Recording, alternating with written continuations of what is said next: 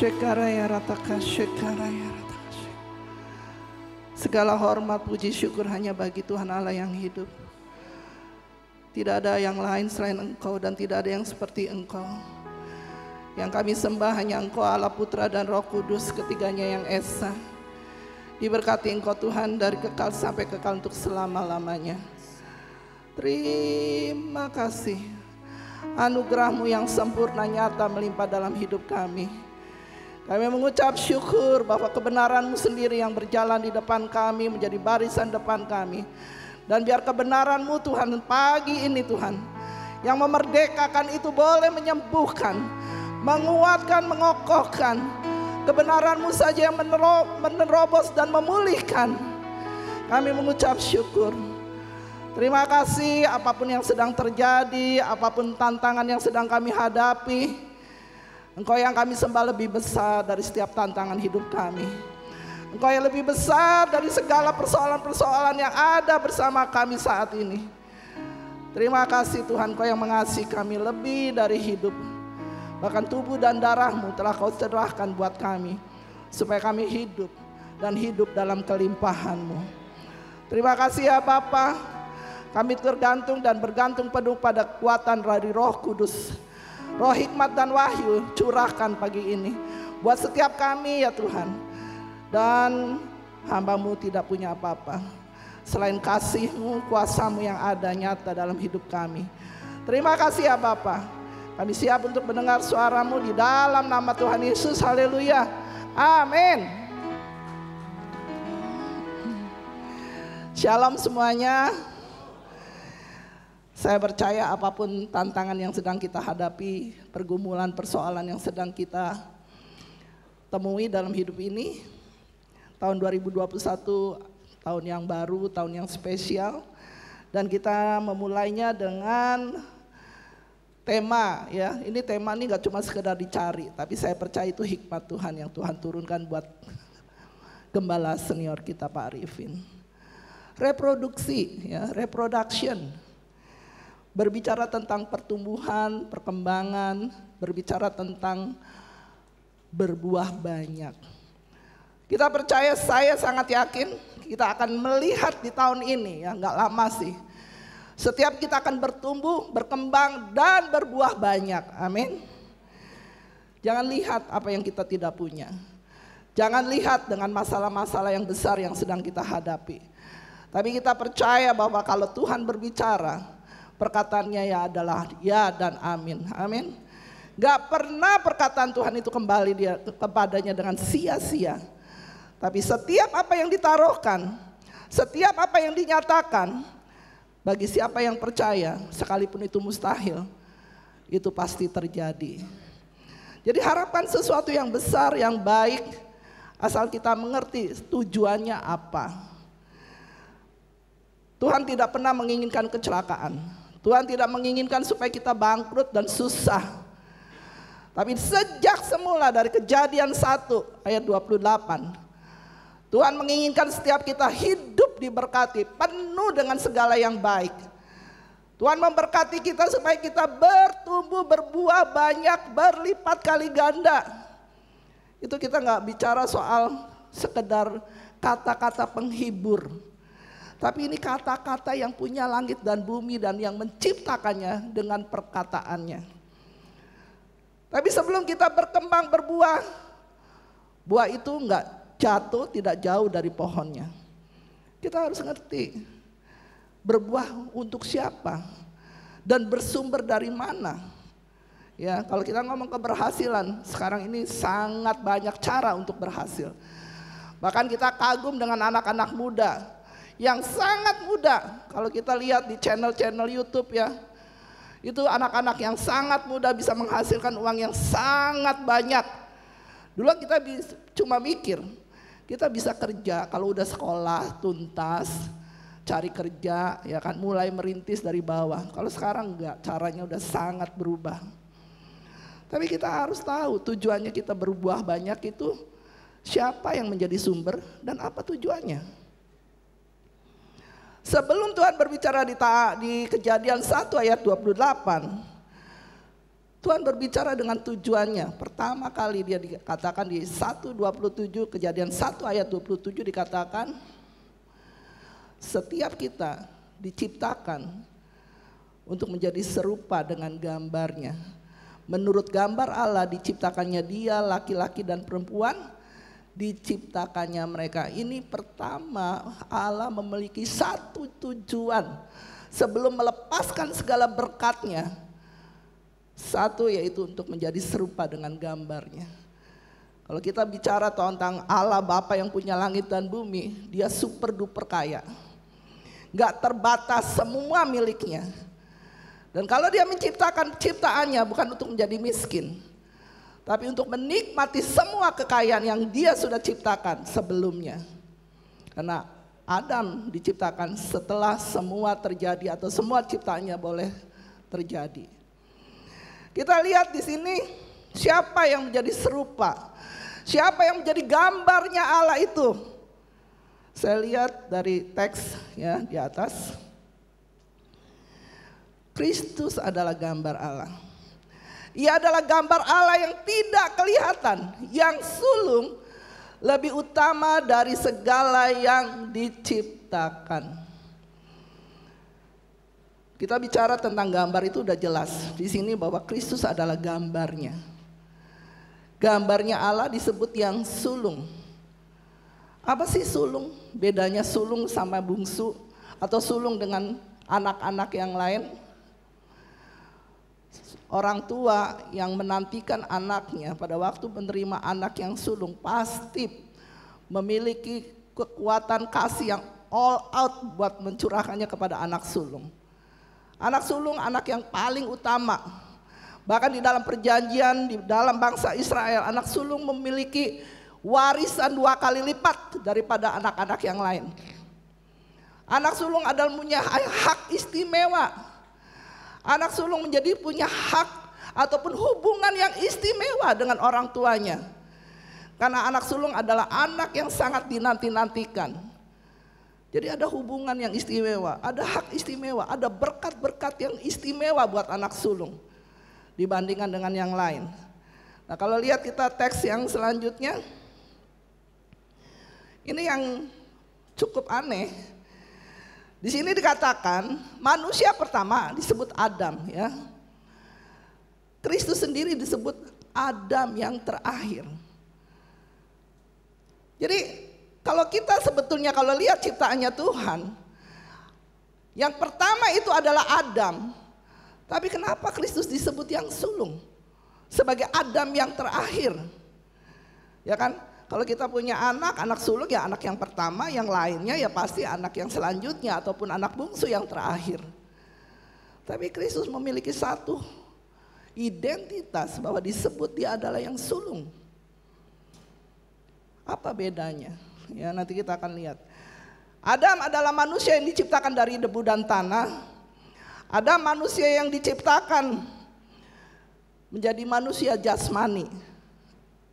Ya, kita lihat Kristus ada, dia adalah roh yang menghidupkan. Jadi jasmani, daging dengan roh.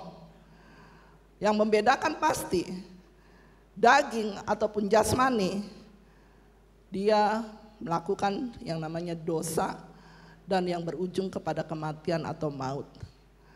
Tapi yang roh datangnya dari surga.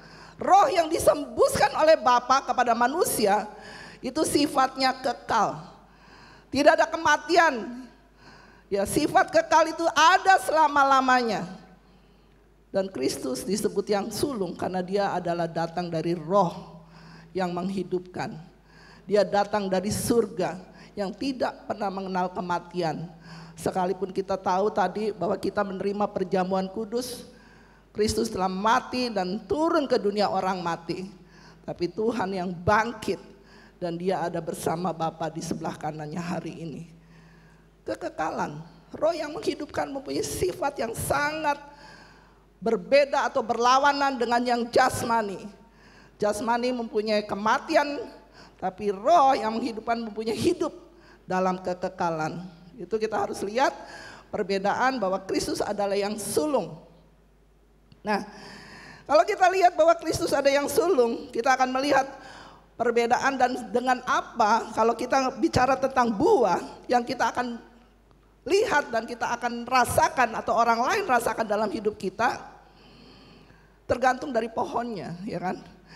Kita akan lihat buah itu menentukan pohonnya. Kalau pohonnya, ya kalau buahnya rambutan, ya pasti pohon itu pohon rambutan. Gak mungkin kalau pohonnya duren terus berbuah rambutan.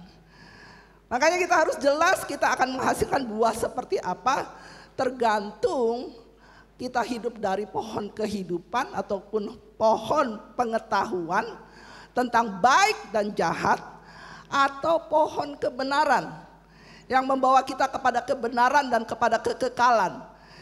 Kalau kita hidup di pohon kita adalah pohon pengetahuan, yang pasti ujungnya seperti Adam yang pertama yang menuju kepada kebinasaan.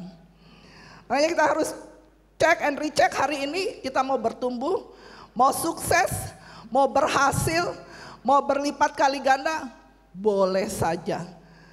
Tapi untuk tujuannya apa, dasarnya siapa, itu yang akan menentukan hidup kita kekal atau akan menemukan kematian.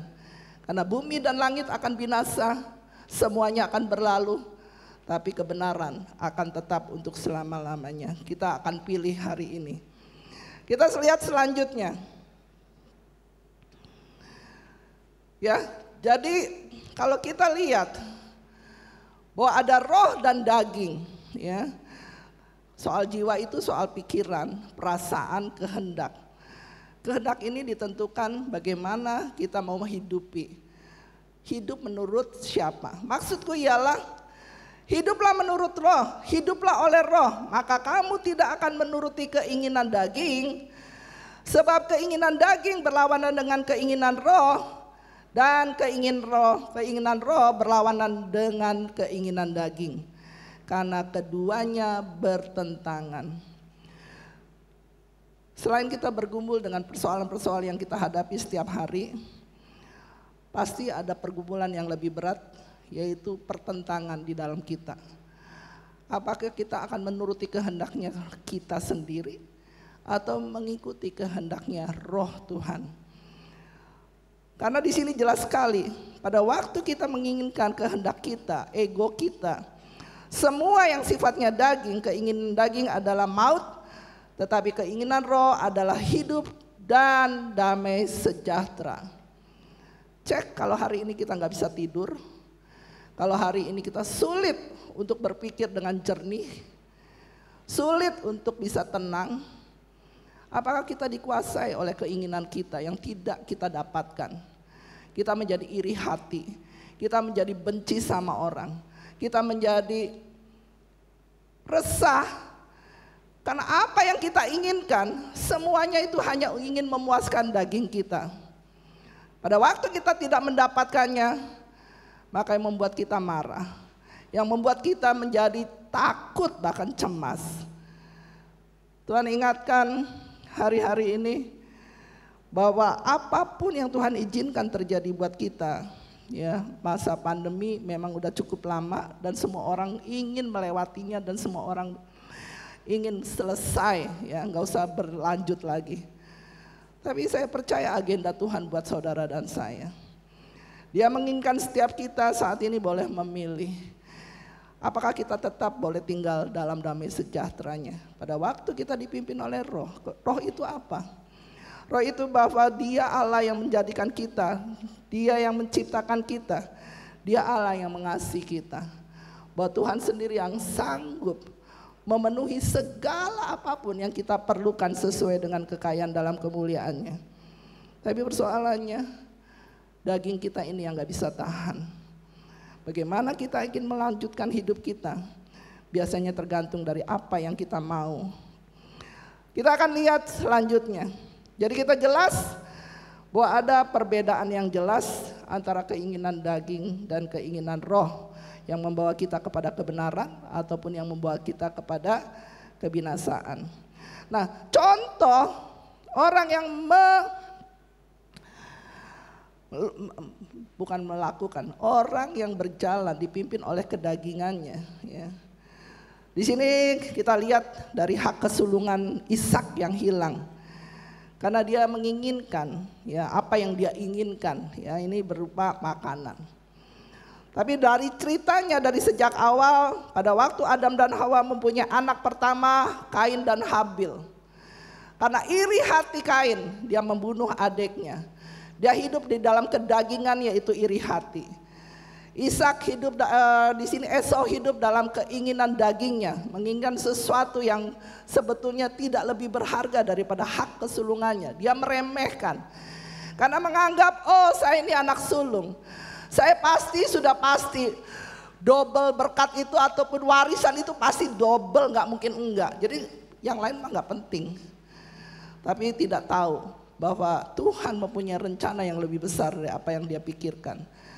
Satu lagi yang saya lihat daripada Ruben anak Yakub.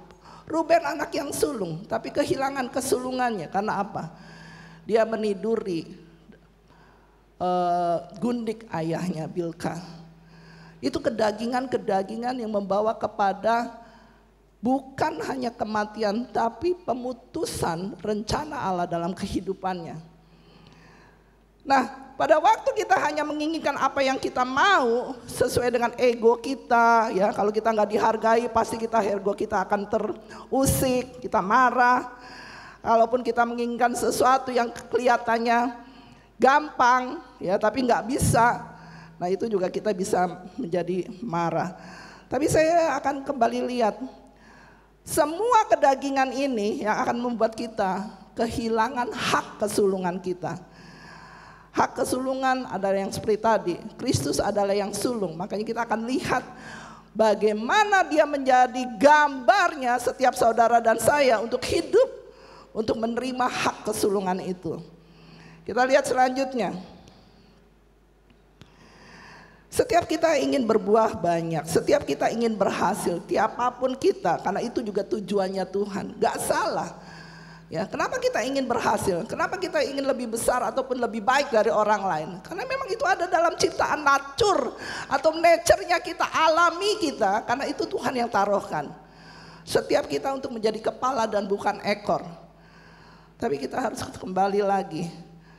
Tujuannya berhasil. Tuhan taruhkan. Bahwa bukan hanya untuk kita, untuk menikmatinya. Tapi kembali lagi untuk kemuliaannya Dia. Kita lihat untuk kita bisa berbuah banyak, kita akan belajar dari yang sulung. Kristus adalah pokok, dia adalah sumber hidup kita. Kalau hari ini mungkin sumber hidup kita, pekerjaan kita hilang, apapun yang menjadi sumber hidup kita bergeser, dan kita tidak menerima lagi seperti apa yang sebelumnya. Jangan cemas, jangan takut, karena berkat Tuhan saja yang membuat kita kaya, amin. Bukan pekerjaan kita yang membuat kita kaya. Kalau kita melihat bahwa Yesus adalah sumber hidup kita, apapun yang saat ini bergeser, apapun yang hilang dari hidup kita, tetap kita tidak akan binasa. Kita tetap adalah orang-orang yang diberkati dengan caranya. Asal kita mengerti bagaimana kita bisa hidup dalam berkelimpahan. Pada waktu kita melekat kepada pokok. Akulah pokok anggur dan kamulah ranting-ranting. Barang siapa tinggal di dalam aku dan aku di dalam dia, ia berbuah banyak. Sebab di luar aku kamu tidak dapat berbuat apa-apa. Mungkin selama ini kita berbuat banyak. Bahkan Tuhan melimpahkan begitu banyak tanggung jawab, pekerjaan, perusahaan, apapun yang sudah banyak. Tapi Tuhan ingatkan, kalau bukan karena Kristus, bukan karena Dia yang menjadi sumber, semuanya itu hanya sebuah kesia-siaan. Orang akan mengejar dari kepala ganti kaki, kaki jadi kepala untuk mengejar berkat. Tapi kalau kita melihat anak-anak Tuhan harusnya hari-hari ini, apapun yang hilang dari hidup kita, kita bisa mampu bersyukur. Karena Dia tetap sumber hidup kita, amin. Bahwa Dia tidak akan membiarkan kita tergeletak. Bahwa Tuhan tidak akan pernah membiarkan kita kekurangan, bahkan meminta-minta. Karena Dia Allah yang bukan Allah yang gak peduli, tapi Dia Allah yang mengasihi saudara dan saya dan sangat peduli. Bagaimana berbuah banyak? Siapa dia? Dia adalah yang sulung. Dialah sumber. Tapi pada waktu kita melekat kepada dia, kita nggak bisa ngikutin apa yang kita mau. Roh yang menghidupkan harus dibarengi bahwa kita tunduk di bawah rohnya. Rohnya apa? Rohnya yang lemah lembut rendah hati. Rohnya mengosongkan diri. Sikap karakternya dia. Kalaupun kita mau jadi segambar dengan dia, kita harus lihat. Tuhan bilang, belajar daripadaku. Aku lemah lembut dan rendah hati. Mungkin pada waktu kita punya perusahaan banyak, punya banyak hal yang kita bisa sombongkan dan kita bisa banggakan. Tapi Tuhan ingatkan hari ini, biar Tuhan saja yang dipermuliakan melalui semua yang banyak yang Tuhan percayakan. Karena di luar aku, sesungguhnya kamu tidak dapat berbuat apa-apa. Ini waktunya kita kembali lagi. Tuhan, I'm nothing, I'm zero. Kalau bukan Tuhan yang menjadi sumber berkat-Ku, segala sesuatu bisa berlalu dan semuanya bisa hilang. Tapi roh Tuhan yang menghidupkan-Ku, yang memberikan kita semangat baru setiap hari. Kita nggak melihat masalah demi masalah membuat kita putus asa. Tetapi semakin masalah banyak, kita mempunyai satu keyakinan. Ini waktunya Tuhan sedang membawa saya bukan hanya naik, tapi mengangkat saya terbang tinggi. Karena Tuhan bilang, aku akan bawa kamu terbang di bawah kepak sayapmu untuk melewati semua badai yang sedang terjadi dalam hidup kita. Pertolongan kita bukan dari yang mana, dari mana-mana. Seperti tadi yang Pak Ijasa katakan, aku melayangkan mataku ke gunung-gunung. Dari manakah pertolonganku? Pertolonganku bukan dari siapapun, apapun yang selama ini mungkin kita banggakan. Tapi pertolonganku dari Tuhan yang menjadikan langit dan bumi. Dia tidak pernah terlelap dan Tuhan tidak pernah tertidur. Amin. Jangan pernah merasa pada waktu kita punya masalah banyak, kita komplain, kita marah sama Tuhan. Kok Tuhan gak dengar doa saya? Kok Tuhan gak peduli dengan saya? Caranya Tuhan terlalu ajaib buat saudara dan saya. Tapi pada waktu kita menyerahkan Tuhan apapun yang terjadi, rohmu yang menghidupkanku, aku akan melayang bersamamu tinggi melewati semua badai kehidupanku. Tahun ini akan ada satu hal, apapun yang kita nanti-nantikan Tuhan pasti genapi. Apapun yang Tuhan janjikan, Dia berkuasa untuk melaksanakannya. Tanpa harus mengulur-ngulur waktu. Jangan tanya kapan COVID selesai, tapi tanyakan Tuhan, selesai nggak selesai, aku tetap bersama Tuhan dan aku lebih daripada pemenang. Amin. Christ in you, the hope of glory. Ini nggak bisa enggak. Kita akan melihat kemuliaan kebaikan Tuhan pada waktu kita tinggal di dalam Dia dan Dia ada di dalam kita. Rencana Tuhan nggak pernah berubah karena adanya COVID. Rencana Tuhan tidak akan pernah gagal karena adanya resesi ekonomi. Mungkin rencana saudara dan saya gagal. Mungkin apa yang kita pikirkan tidak terjadi. Tapi rancangan Tuhan rancangan damai sejahtera untuk masa depan saudara dan saya yang penuh dengan harapan. Amin. Kita lihat selanjutnya, kita akan berbuah banyak.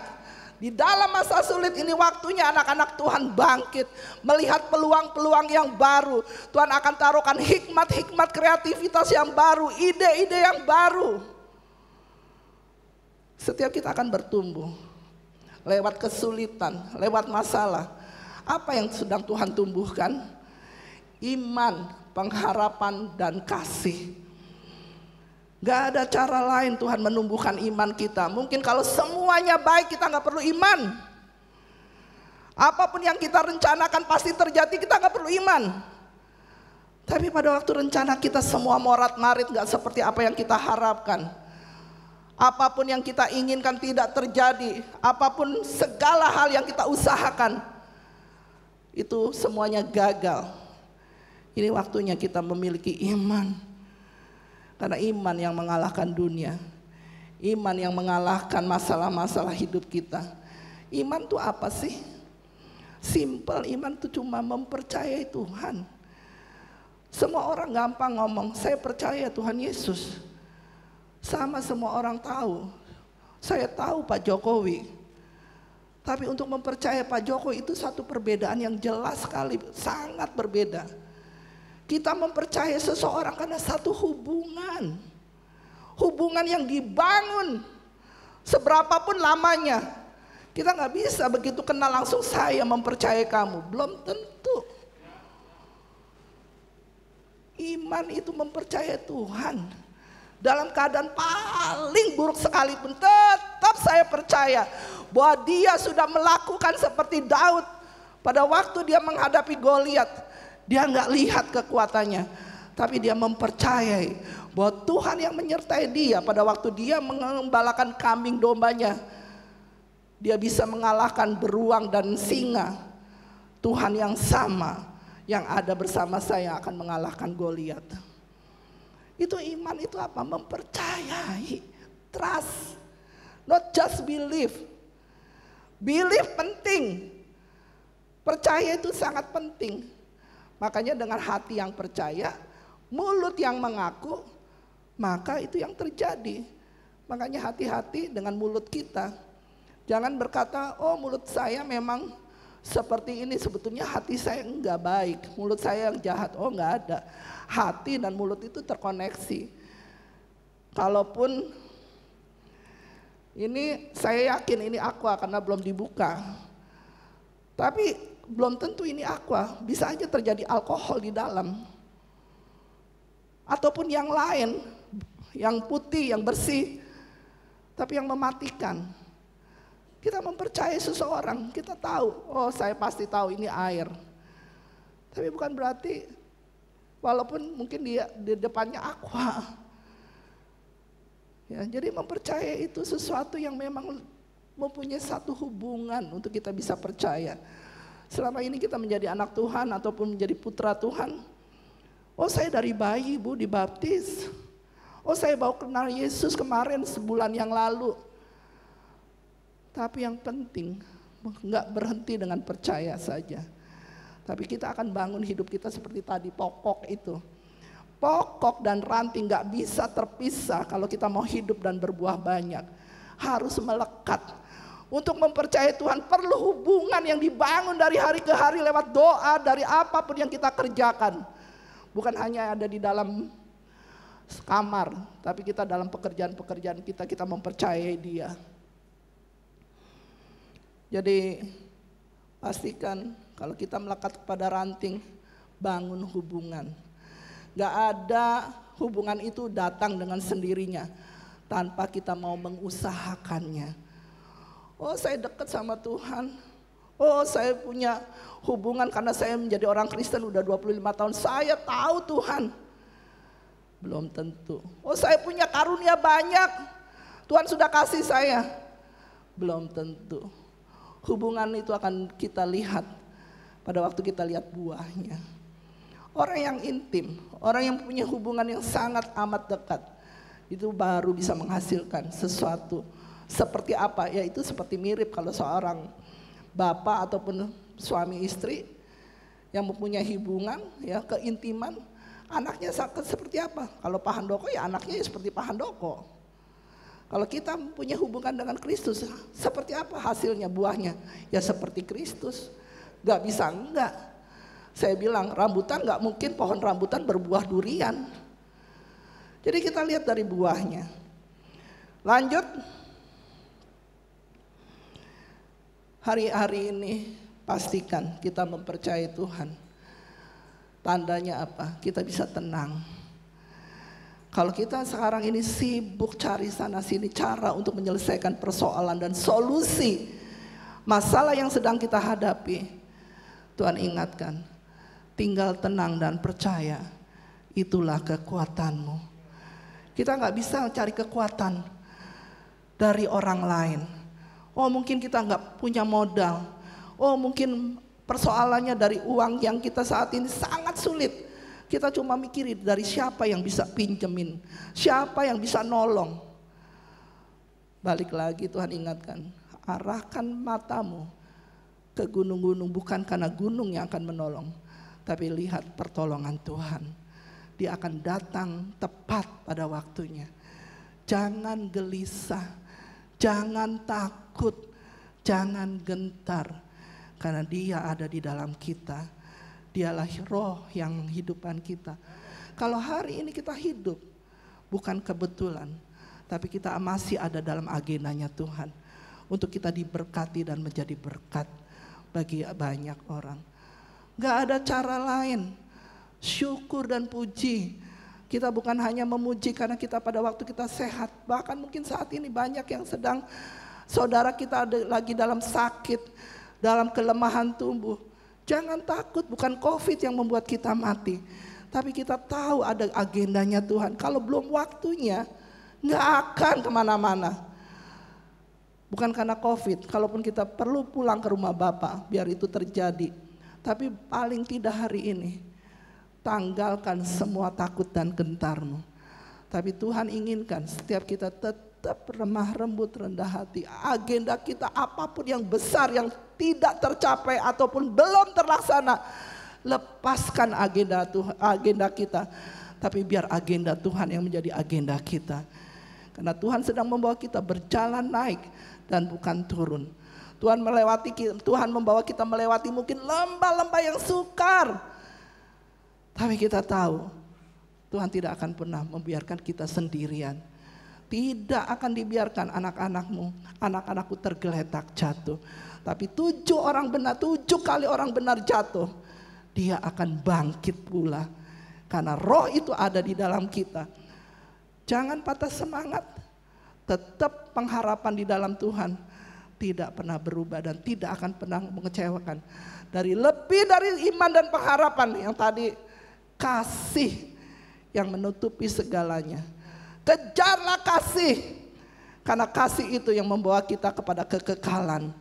Apapun yang kita bisa capai, semua sukses, keberhasilan, pada waktunya kita tinggalkan.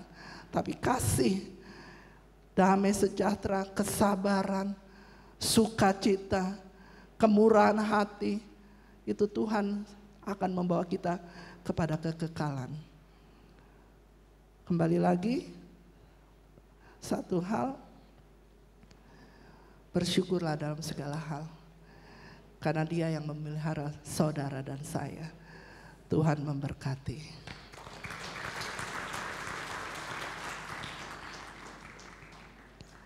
Terima kasih ya Bapak. Kami mengucap syukur dalam masa yang paling sulit sekalipun, tangan Tuhan tidak pernah melepaskan kami. Bahkan tangan Tuhan yang memegang kami, melewati setiap gunung, melewati setiap lembah, bahkan melewati setiap api pun. Dan Tuhan tidak akan membiarkan kami hangus. Dan Tuhan tidak akan memberikan kami untuk hanyut. Tapi yang pasti Tuhan sedang menyempurnakan setiap kami. Tuhan sendiri yang membawa kami menjadi utuh sempurna, tak bercacat celah di hadapan-Mu. Kami mengucap syukur di dalam nama Tuhan Yesus. Haleluya. Amin.